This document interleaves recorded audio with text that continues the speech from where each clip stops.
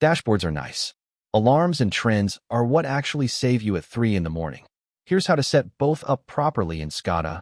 Live with a threshold that's about to fire. An alarm rule is 3 decisions. Which tag? Tank 1 level. What threshold? Above 80%. And what priority? Critical. Add email notification and your team knows before the operator's phone rings. And here it is firing. The active alarm view gives you acknowledge, so ownership is recorded. Shelf for known nuisance alarms. And escalation, unacknowledged criticals get louder instead of forgotten.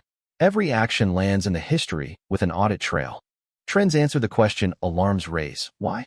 Overlay the level against the inlet flow, widen the time range, read minimum, maximum, and average from the stats table, export CSV for the report. Alarms, escalation, email, historian, trends, all included in the base product, both editions, not sold as modules. 30-day free trial. Modbussimulator.com/SCADA, link below.